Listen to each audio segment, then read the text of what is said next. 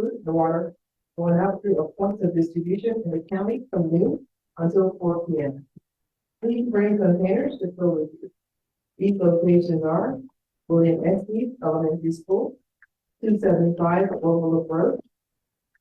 This location is also for non-potable water. Sandhill Elementary, 154 Sandhill Road in Ashton. North Windy Ridge Intermediate School, 20 Dawn Road in Weaverville. Fairview Elementary School, 1355 Charlotte Highway in Fairview. Black Mountain Ingalls, 550 NC9 in Black Mountain. Cane Creek Middle School, 570 Lower Brush Creek Road, and that's in Fletcher. Again, that is 570 Lower Brush Creek Road. Leicester Elementary School, 31 Gilbert Road in Leicester. In the city of Asheville. Folks are having some audio issues on the back end of this. Would you mind restarting? Sure. Folks get that important information at the beginning. Tell me when you're ready. Ready. Let me repeat the locations where you can access water today. Remember to bring your containers with you. William Estes Elementary School, 275 Overlook Road. This location also has non-potable water. Sandhill Elementary School, 154 Sandhill Road in Asheville. North Windy Ridge Intermediate School, 20 Dawn Road in Weaverville. Fairview Elementary School, 1355 Charlotte Highway in Fairview. Black Mountain Ingalls, 550 NC9 in Black Mountain. Cane Creek Middle School, 570 Lower Brush Creek Road in Fletcher, and Leicester Elementary School at 31 Gilbert Road in Leicester. In the city of Asheville, locations are open until 7 p.m. and they are located at Asheville Middle School, 211 South French Broad Avenue, Linwood Crump Shiloh Community Center, 121 Shiloh Road in Asheville, Pat Square Park, 70 Court Plaza. That begins at 1 p.m. and it goes until dark. And lastly, Lucy Herron Elementary School at 98 Sulphur Springs Road. The site will be open from 9 until 7. Buncombe County has established a storm damage report survey for damages sustained during Hurricane Helene. If you or a family member sustained property damage from the storm, please submit this information as soon as possible. Call 828-250-6100. Again, that number is 828-250-6100. Remember, this is different from the FEMA application process. This is for us in the county to get a handle on what's in our county and the damages that we need to be aware of. Our fire marshal has also asked us to share this information. If you are without power, please turn off your breakers until it is restored. If you're going to burn storm debris, ensure that it is 15 feet or more away from structures and only burn 3-foot piles. Finally, please do not travel into a small community unless you live there. It is delaying emergency response and rescue and relief efforts. Next, we'll hear from our New York Fire Department Chief DePree. Hello, good morning, everyone.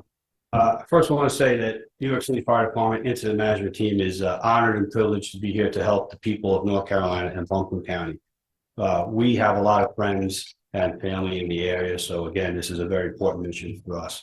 We arrived in Buncombe County yesterday with an all hazards type 1 incident management team of 34 people. We will be shadowing the staff in the EOC today and blending in and assuming some roles by Saturday. We're here to help and support, and we're here to get the process going to help the people of Buncombe County. Thank you.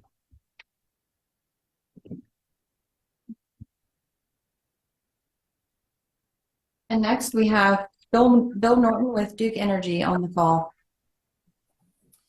Hey, Stacey, I want to be sure you can hear me properly. We can hear you, Bill. Great. So first, I want to thank all of our customers for their patience. This has been an incredibly long week for our customers, for our partners in Buncombe County and throughout the state.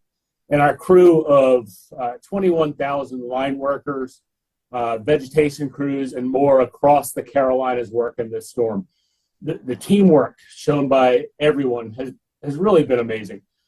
The good news is our crews have repaired more than 1.2 million power outages here in North Carolina. That success elsewhere in the state allows us to bring even more crews into Western North Carolina to address the hardest hit areas here.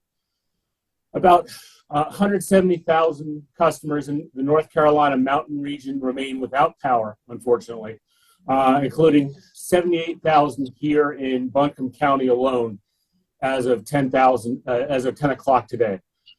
Last night, we texted out new estimated times of restoration to our customers.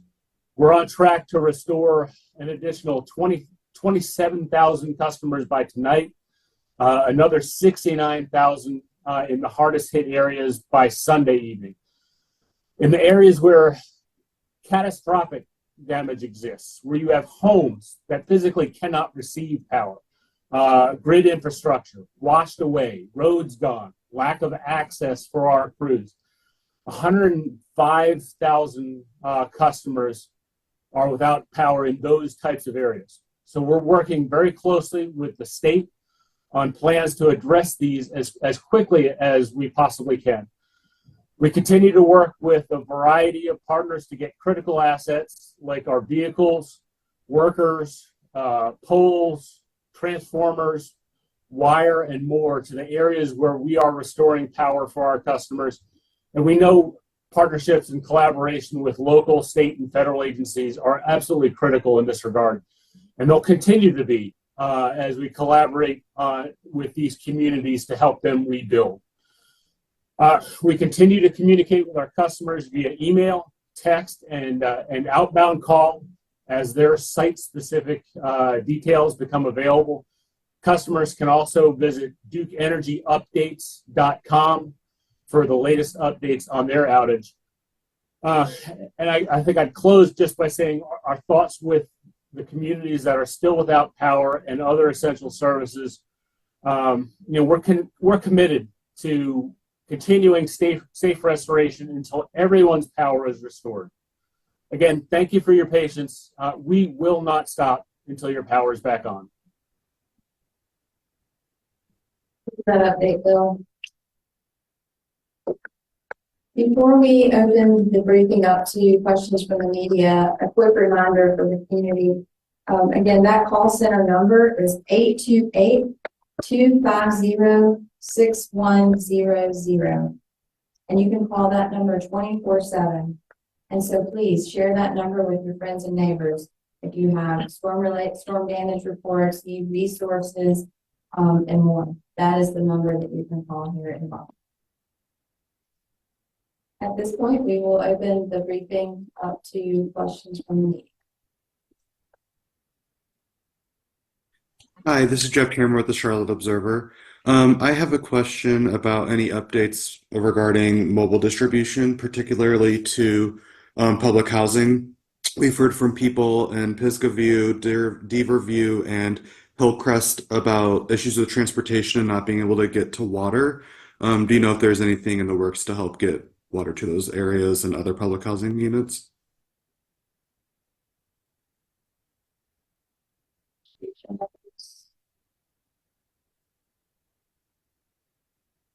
As we reported on the last briefing, we have been planning on that, and that is rolling out today throughout our community. Previously, our community paramedics have been taking water throughout our public housing areas, specifically the ones you listed. So yes, our community paramedics have been distributing water to them. And yeah, we are working with some they're reaching out and taking water as well. That is one of our nonprofits that is starting working today, get into other areas of our community. But please remember, community paramedics have been on the ground since this began, taking water over housing authority areas. It's Laura Lee at Blue Ridge Public Radio. I have a couple of questions for Bill Norton, if we could. So I just want to make sure I understand the numbers because it sounded like At one point, the communication to the public was majority Cutting out on us, Laura. of households and businesses restoring power today. I'm trying to do some, what? I can't hear you breaking up. What? You're breaking up, Laura. We can't hear you. Can you type your question into the chat? Sure. This is John Boyle with Asheville Watchdog. Hey, Bill, you've got a couple of my questions already. Maybe we can save a little time. Could you talk a little bit about, I know everyone can see power lines are down. Is there a bigger problem with larger equipment, transmission lines, and substations? Can you talk about that in Buncombe County and then in a larger sense, please? Yeah, that is it exactly. I mean, if you talk about a typical hurricane, I mean, and there's nothing typical about a hurricane, but a normal hurricane, we would have fully restored the transmission infrastructure by now and we'd be in neighborhoods doing the hand-to-hand fighting, if you will, with individual streets, homes, whatnot. This has been a storm like we've never experienced in our history. And if you think about people talking about the 1916 flood and this surpassing that, you can understand why. So I was at one of our substations yesterday and again this morning. It's the one that serves Biltmore Village. And if you go out and look at it, the water line is almost to the top of that substation. You can see the water line there. It's amazing. That substation alone is going to take 3 to 4 months to repair. Obviously, we are not going to keep those customers out for 3 to 4 months. So what we did is we wheeled in a 200,000 pound mobile substation from Gardner, North Carolina. And I talked earlier about partnerships, and again, that was key. We had to work with DOT to make sure that the bridges that we needed to pass to get to that site could withstand that weight after the storm damage. So it was a slow, meticulous process to get it here, but it is now there. We are we're digging new spots for wiring, so it'll be underground and safe. Hooking that substation up in the coming days. It is expected to be powered by Sunday. So that will effectively allow us to bypass that substation for the next 3 to 4 months as we level it and build it again on higher ground or with a flood wall around it. Those customers will have power even as we're rebuilding that substation. So that's the type of challenge that we're dealing with and the type of solution that we're bringing to the table. Bill, do you know how many substations are damaged and how many transmission lines? Let me double check. I think I have a statistic on that.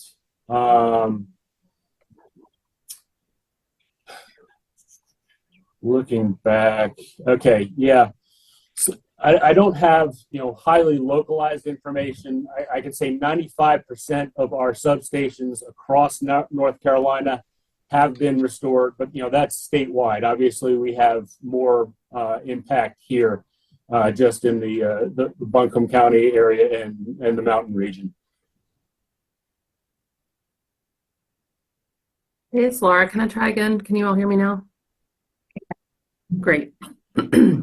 So I just want to make sure I have the numbers right. We have 170,000 in the mountain without power and 78,000 in Buncombe County. Correct. So we're restoring 27,000 tonight to Buncombe. 27,000 in the mountain region. In the region, not in Buncombe. Okay. And 69,000 more across the region by Sunday. Is that correct? Correct. Okay. Correct. So Leaving that us brings with about us 105,000 that are 105,000 that are going to be more long term, and we don't have a specific date for that 105,000 yet. That will be communicated to customers as we get better information from areas we haven't even been able to put eyes on yet. We brought in helicopter, drones. We've seen most areas, but really to be able to get physically to them and see the intricacies of a given site, that's going to take some more time. Sure, that makes sense.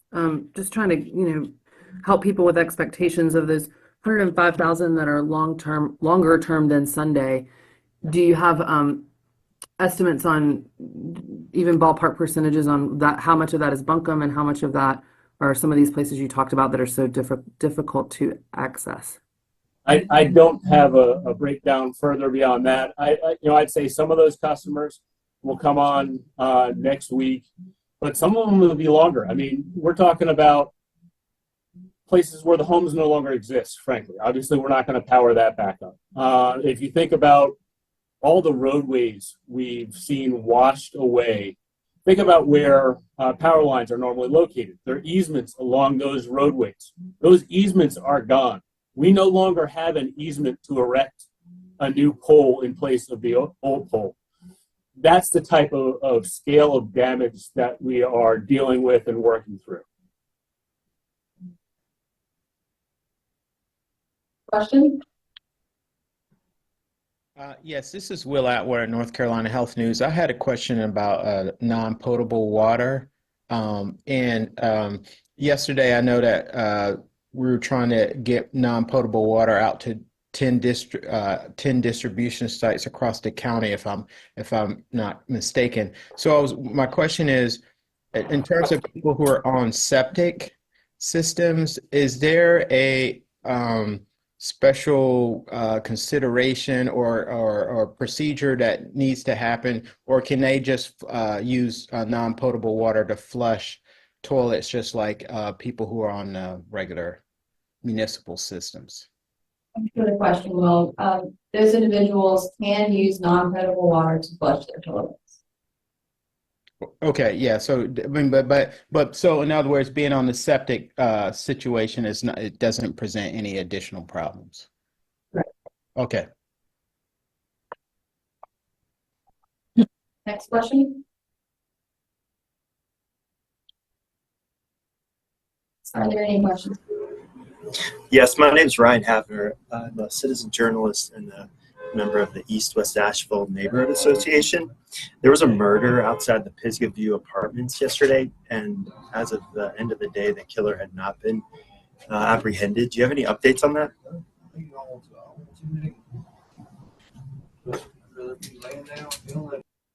That's a law enforcement matter, and I would refer you to APD or Sheriff's Office for that information.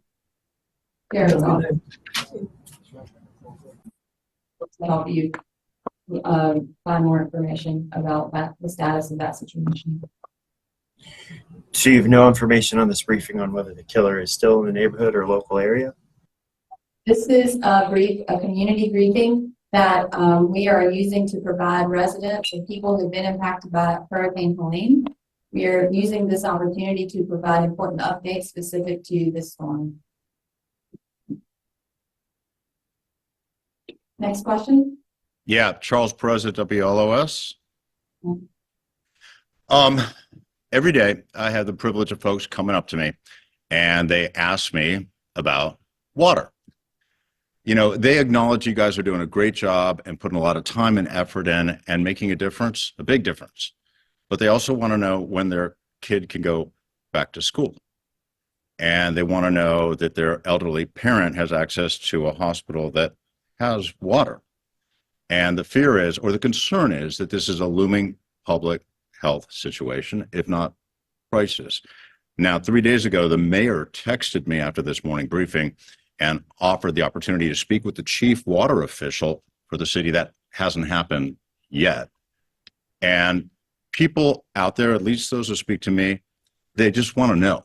And a lot of them think they deserve to know what's happening now in terms of fixing the water situation, what is planned or likely to happen next week, the week after, and potentially the week after that, simply so that they can plan.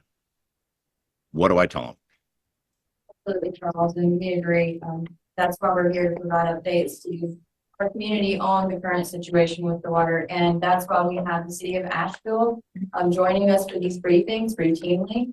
And they will be with us at 4 p.m. today. And I will let you ask them that question directly. Okay. The one thing I would ask is, because that is the end of the week, that they answer questions. To address your question about Mission Hospital, HCA will be here with us at the 4 p.m. briefing as well. Okay. I will look forward to that. Thank you. Hola, Jessica Mayora de Enlace Latino NC. Haré la pregunta en español. Esta pregunta es para FEMA. Si una persona o propietario de dos viviendas fue afectado por sus dos viviendas por el huracán, ¿esta ayuda será para las dos propiedades o solo para una? This question is for FEMA. If a person is an owner of two homes that are affected by the hurricane, will aid be available for both properties or just one? Not that information. Okay, I'm being told just the primary residence will qualify for aid from FEMA.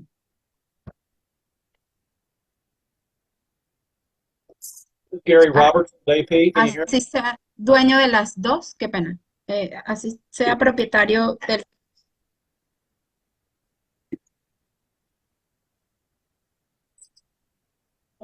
Gary Robertson with Associated. Okay, so we are going to have our bilingual information communication specialist reach out to you directly to answer your question. Thank you. Next question. This is Gary Robertson with Associated Press. Can you hear me? Here, Gary. Yes, thank you. And I'm sorry, apologize for stepping in there. I just wanted to double check the number of dead from this storm remains at 72. Maybe I missed that. Did you have any information on that? We do not have an updated number of fatalities at this time. Okay, so we'll stick with what you had late yesterday. Thank you. We have another question in the chat about more questions about when public showers will be available and where.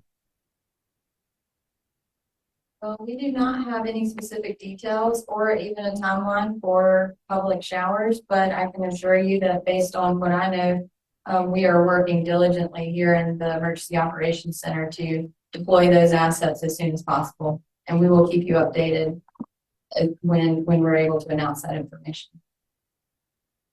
Can I have a follow-up with that? Yesterday you reported that there was one tanker providing non-potable water at, I think it was the William Estes Elementary School. Do you know as of this morning if there are more tankers out? I think the goal was to provide a total of 10 across the county. We will provide an update on the number of tankers at the 4 p.m. meeting or briefing. Okay. Okay, Patricia, Enlace Latino NC. I have a following question about the showers. I know that the Reuters YMCA has public showers now. That is an effort with the county. Can you give some details about that? Details? So your question is about showers being available at local YMCA's. Am I hearing that correctly? Yes. Okay. What's that? Reuters and Biltmore Park. Reuters and Biltmore Park. The Reuters YMCA and Biltmore Park does have hot shower opportunity available to the community, to anyone that needs it. From 10 a.m. to 5 p.m.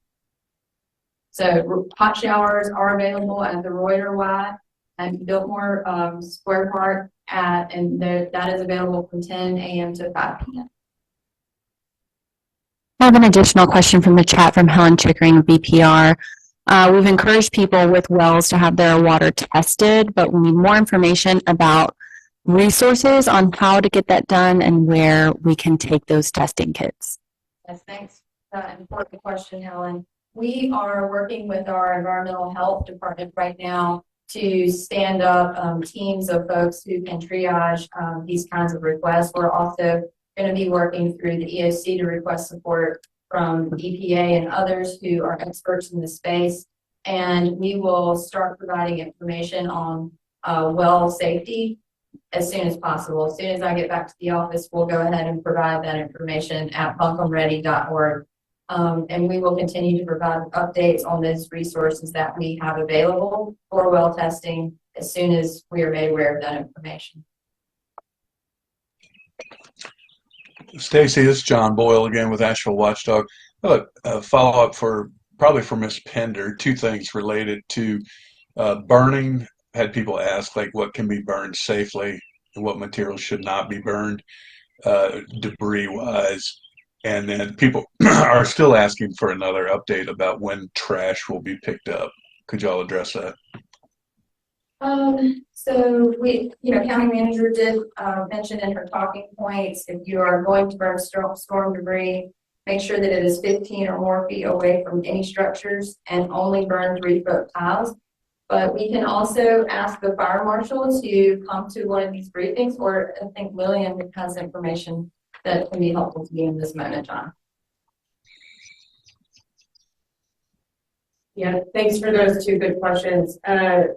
With regard to burning debris, anything natural, if it is not a naturally occurring material, please do not burn that. If it's rubber, if it's fabric, that textile, please do not burn that. If it's branches, if it's wood, those can be burned. They can be burned 15 feet away from any structure, and please only burn them in 3-foot piles. Do not use large piles to burn all at once.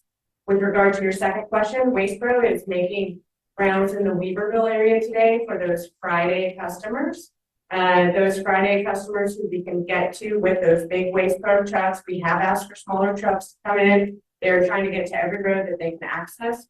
That is in the Weaverville area today. We also have a truck set up at the North Buncombe Pool, and that is a location where those Friday Waste Pro customers can take household trash only to that Waste Pro truck for it to be taken to the landfill. Landfill is open today, and landfill will be open 8 to 1 tomorrow.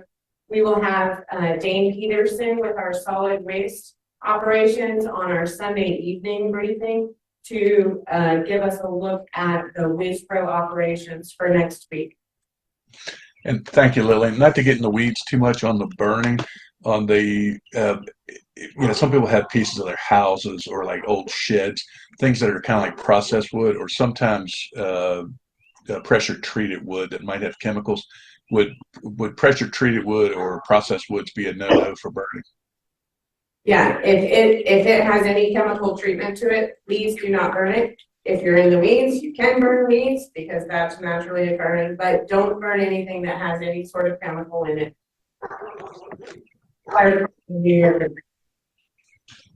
Thank you. Can you remind the public of the hours for the North Buncombe Pool site for trash collection?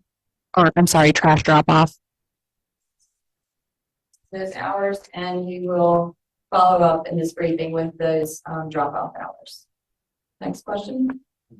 Hi, this is Andy Rose with CNN. The sheriff mentioned yesterday over 200 people still unaccounted for. I know there have been a couple of urban search and rescue teams in the area, and obviously the volunteers for the Register of Deeds. Is there a point at which the task forces start to deploy out, or you start to lose some of those resources and the search and rescue process begins to wind down?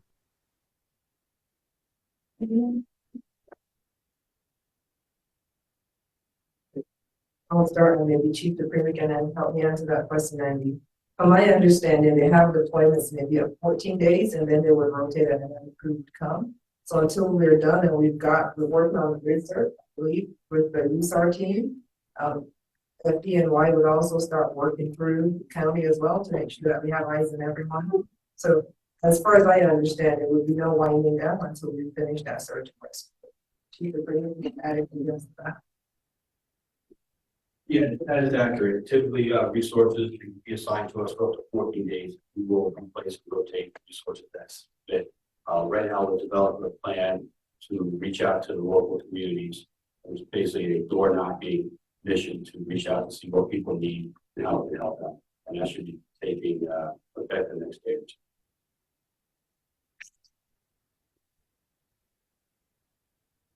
It's Laura at BPR. I have a couple questions about non-drinking water. People are asking, are there any use of the pools at local hotels? Is that a possibility?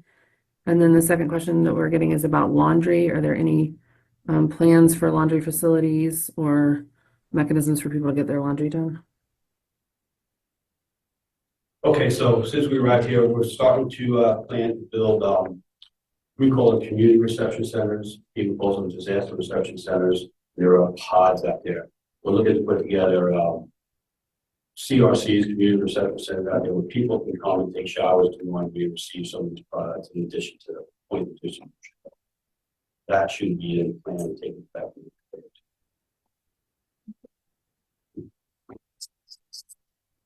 We also have a question in the chat asking about using the French Broad River as a source of that non-potable water. Is there a reason we haven't tapped into that resource, and could you speak to that? French Broad River, the Swananoa River, all of these rivers in our area should be treated as basically a hazmat site.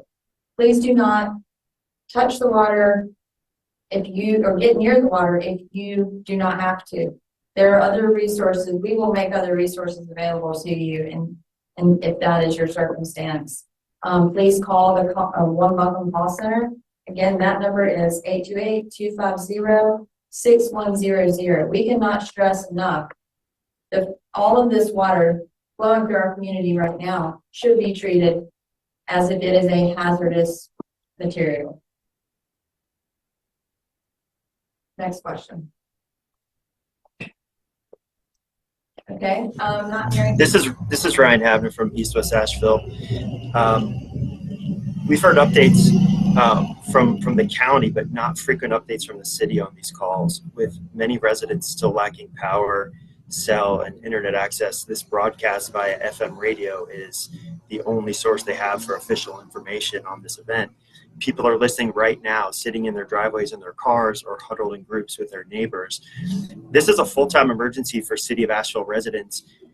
Do you feel like part-time participation in these briefings from the city is the correct level of communication? Have you requested that they join on a twice daily basis?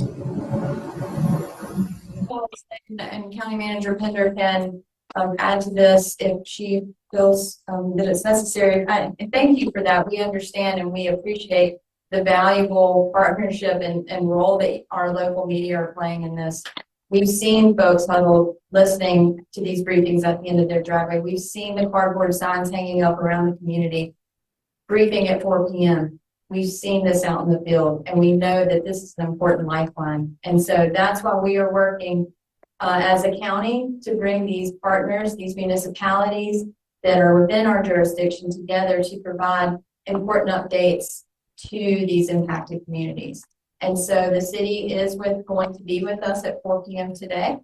They are continuing to partner with us during these briefings and are on call as needed to provide information at the 10 a.m. and 4 p.m. briefings.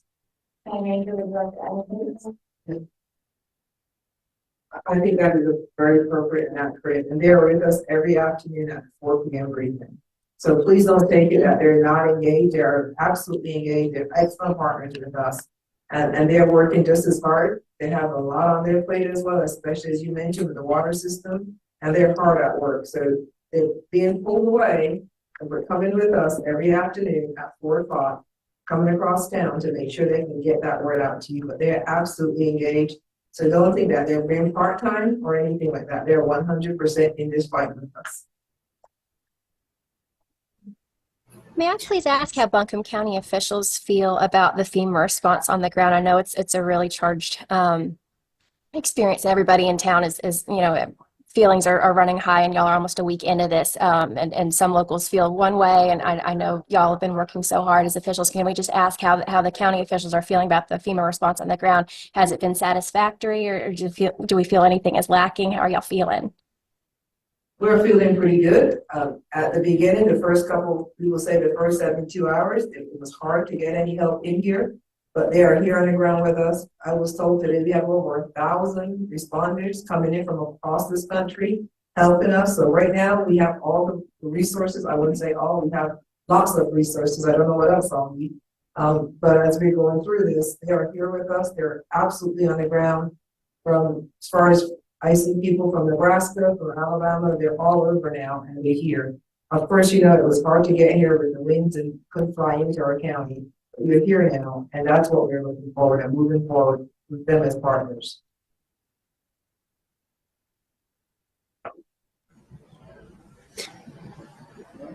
Ma'am, this is Ryan Havner again. If this has been addressed before, feel free to direct me to a previous briefing, but I'm hearing a lot of questions from parents, and we've had updates from county and city school districts, but not much related to childcare for families with younger children. Parents in our community have been informed that updated guidance for reopening daycare centers with temporary bathroom and water resources is still pending. When should local childcare centers expect to receive the updated guidance? And is approval for this emergency guidance required from the state, or is the county the approving authority? Okay. By state rules, I would reach out to our childcare team and see where we have the guidance and if we can get some information out to how that would need to make. So I'll work and get some answers to you.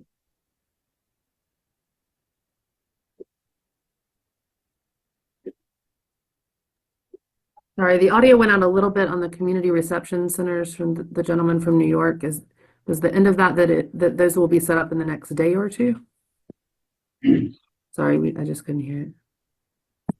Yeah, so right now we're identifying locations that are convenient for the residents. It will take, like I said, about a day or two to get this fully up and operational. Once we do, we'll release the locations every hours through these briefings and social media.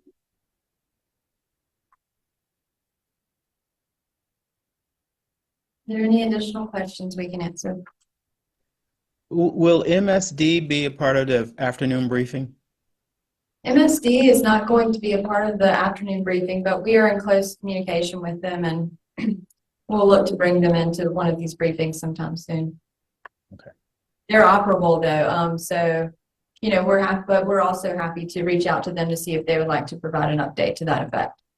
Okay.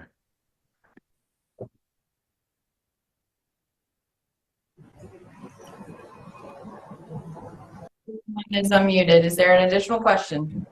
Yes, thank you for entertaining these questions from the community. This is Ryan Havner again.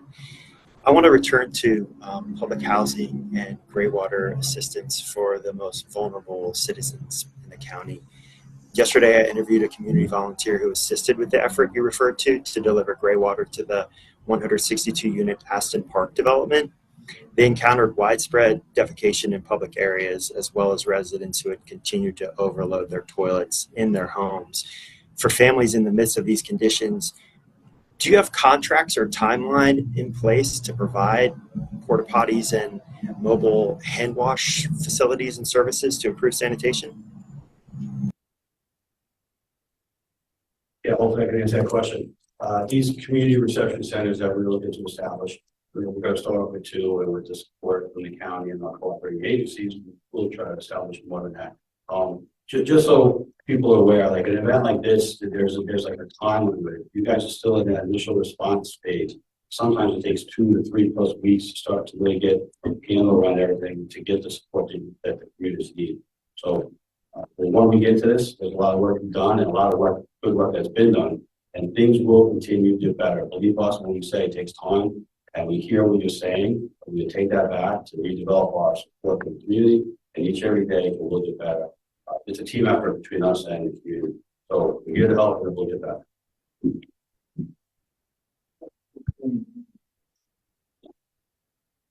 And to be a final point, we typically do not get contracts that go into apartments or individual homes to help clean those homes.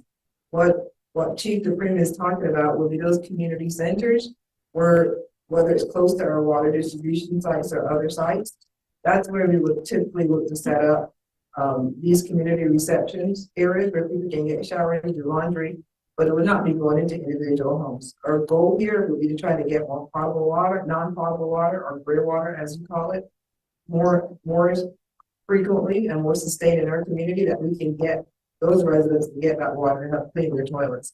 But there would not be a contract that the county would enter into. So I just want to make sure I put that expectation is not something that we do. So we would get a contract to help clean apartment buildings or clean individual homes. We would provide that water. Hopefully their family members or some nonprofit members or other volunteers can help them provide that water to them to help clean their homes.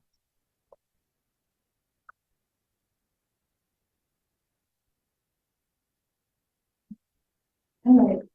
So this will conclude the 10 a.m. briefing. Thanks to everyone on the call, and thank you for your partnership in helping to spread this information widely across our community. As a reminder, the One Buncombe Call Center number is 828-250-6100. And the 4 p.m. briefing will include updates from the City of Asheville, Mission HCA, and the VA Hospital. Thank you for joining us, and be safe.